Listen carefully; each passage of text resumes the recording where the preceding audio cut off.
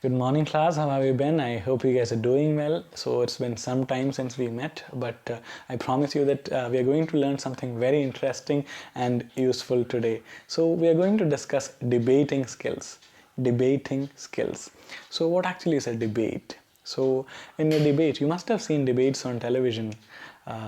If you are a watcher of Malayalam television, of course, you must have seen, debates which are hosted by Srikandan Nair. So, what happens in a debate? There would be some important issue at hand which is being discussed by two teams, and a team will, talk in favor of an issue, and the other team will, talk against that issue.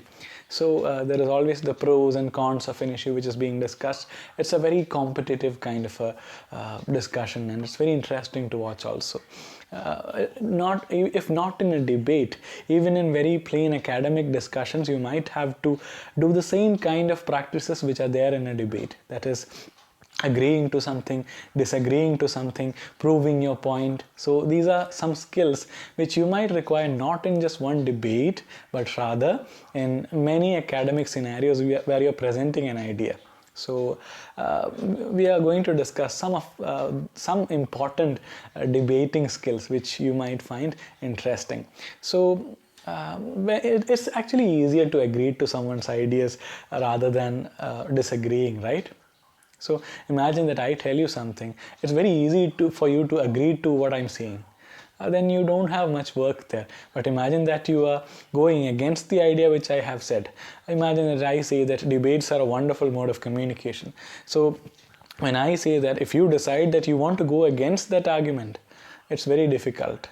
If you say that yes, sir is very correct, he's wonderful, whatever he said is wonderful, so then it becomes very easy. Your task is just to sit back and watch me talk. But imagine that you decide to talk against that with an argument, then you have a lot of work. You need to prove your argument. You cannot just negate something just like that. You will have to prove your argument. That is, you might have to bring in a lot of evidence and supporting premises so that your argument would be proven. So we'll move on to further details about debating skills. So what are the kind of possibilities that might come up in a debate? First of all, you might have to agree to something, and you might have to interrupt. That is, imagine that a person is allowed to speak throughout the debate. Only his ideas would be shared. So in a debate, you must have seen that many times people have to actually interrupt so that they can make a point. So agreeing, interrupting, clarifying. So imagine that somebody has said something which is slightly vague and not that comprehensive as such. So they will have to clarify. Clarifying and compromising. Another very significant idea, very important idea, compromising. At times, both the parties are proven right. So then there is a kind of compromise, or some party's argument is slightly agreeable to the other party, then there is a compromise. So agreeing, interrupting, clarifying, and compromising. And here are some scenarios which is provided in your text, which is what are the kind of things that you might have to do in a debate. So this is a communication based paper. So what we are trying to tell you is certain scenarios which might come up when you are working for and against an idea, when you are part of a debate or some discussion where the pros and cons of an issue is being discussed. So in a discussion, you might have to say that you agree with someone on something. That is, yes, your point is correct, or I agree with you. That's very true. So similarly, you might have to agree with someone, and you might at times have to say that you agree but partially. You agree but partially. And the next one is say that you disagree. I don't agree with that at all. I think your idea is wrong. I think that your idea is not acceptable. So these are ways of saying that you disagree. So you agree with something, you partially agree with something, you disagree with something. And there is another possibility, which is saying that you disagree, but there are some ways in which you agree. And then say that you wanted to comment on what someone has said. Maybe somebody has made a point. You want to add to it or comment on that or negate that. So this is again one scenario which might come up. And return to a subject after interruption. So at times we might lose focus from one subject, so you might want to come back to that subject, then that might have to be said. So many such scenarios might arise in a discussion or in a debate. So in the textbook, wonderful examples have been given for different kinds of statements that you might have to make during a discussion. That is, imagine that you have to make a strong agreement. Then, I agree entirely with your point of view. I'm of exactly the same opinion. I'm in total agreement with what you said. So that's for strong agreement. Neutral agreement. Not here, not there. Neither here nor there. I think we are in agreement on that solution. I think you're right. I think we can accept your position on this issue. That's neutral agreement. Partial agreement, which is like I agree with a part of your idea, a part of what you just said. I tend to agree with you on that. I agree with you on the whole, but I need a little more time to confirm. So these are expressions that you can use in most of your discussions. Let it be academic, even in personal discussions. You keep these expressions in your mind. It will be very helpful for you. And strong disagreement. I totally disagree with you. She doesn't agree with the proposal at all. You are terribly wrong or mistaken about it. These are ways in which you can express strong disagreement. And soft disagreement. I'm sorry, I can't support your views on this topic. I'm sorry, I can't support your views on this topic. Now, I respect your opinion. However, there are many issues that you could not grasp. I really can't agree with you on that. And next context is interrupting someone. You want to interrupt somebody, imagine. Sorry to interrupt, but you have missed a vital point from the list. One. And then I don't want to interrupt, but seems a necessity now. May I add one more point to what you just said? And then commenting on something, which is, I wonder if I could comment on the last points that you explained. Before we go any further, may I point to the fact that I couldn't catch well what you meant by that term. So commenting on something and coming back after interruption. That is, perhaps I could resume from where we left this idea. So perhaps we could come back to where we left the idea. To return to what I was talking about, I recap the first point. These are ways in which you can say that. And preventing an interruption. Imagine if somebody is about to interrupt you speaking, how do you prevent that? Perhaps I could answer your question at the end of the session, or something like, with your permission, I would rather finish what I'm saying now. With respect, I should like to conclude the point I was making and then take this up. So, preventing interruption and asking for confirmation.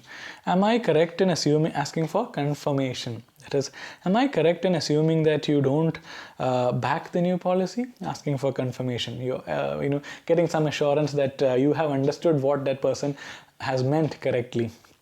And if I have understood you correctly, you're saying that the use of phone must be banned on campuses.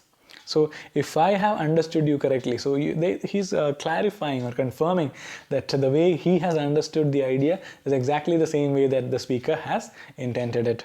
And asking for repetitions. At times you might need that. I'm afraid I didn't quite follow that. So asking for repetition.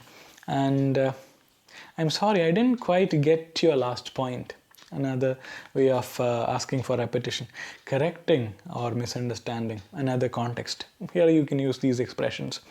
We seem to be talking at cross purposes. That's not quite what I meant by that statement. I'm afraid my words have been taken in a wrong sense. So this is correcting a misunderstanding. Okay, I hope that you get it. And offering a compromise. Another scenario, offering a compromise.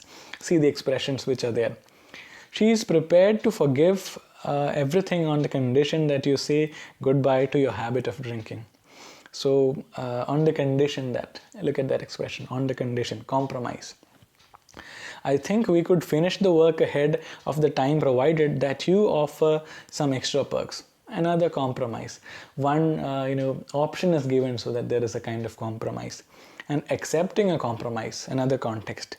We see no objection to that. We see no objection to that. That suggestion or a compromise. We see no objection to that. And that seems to be a reasonable compromise. And rejecting a compromise. We are not entirely convinced that this is a viable solution. Although we want to avoid a deadlock, there seems to have no other way. So they are rejecting a compromise. These are certain examples that are there in the textbook that we have to learn, which would be very useful. You just read these expressions, use them in your everyday context, and then you will internalize these expressions, which will help you a lot, especially in academic discussions. Or imagine that you're making a presentation, or imagine that even in a very personal discussion, you are trying to prove an argument, or you want to interrupt into a conversation, you want to interrupt into a discussion. These kinds of expressions will help you a lot. So these are some basic pointers about debating skills, which I hope were helpful to you. So what I want you to do is, take up some topic in your class. Maybe don't make it too official as such. Take up some topic in your class and then start debating about it. Probably because you guys are all at home, you can do it online. So how do you debate it? Imagine that there would be a moderator or somebody who leads the discussion, who will present the topic, and then who will direct the discussion as such. So who will pose questions and ask people to give their opinions and all. There could be a moderator, which could be the class representative. And then they'll give you the topic, and one team will defend that topic, one team will go against that topic. It will be very interesting. When we had real life classes, this is something that we used to enjoy so much. That is, eventually there will be something very similar to a fight, because everybody would have their points, everybody would be standing up and shouting because they want to raise their point and they want to support their argument. So it's a very fun exercise. So I wish you all could do that online. Probably in the live classes you can give it a try. If not, you can do it in your friend circle itself, or just talk to your friend about some argument and then use these expressions in interrupting or offering suggestions, making a compromise and all. This will be very interesting actually. You will learn and grow in the process also. So a very key component of academic discussion skills or debating skills we have just learned. I hope that you have understood these. If you have any doubts, try watching this video once again. If that doesn't clarify you can post your questions in the Google Classroom, which will be answered there. So thank you for listening, guys. I hope you guys are keeping safe. So thank you very much.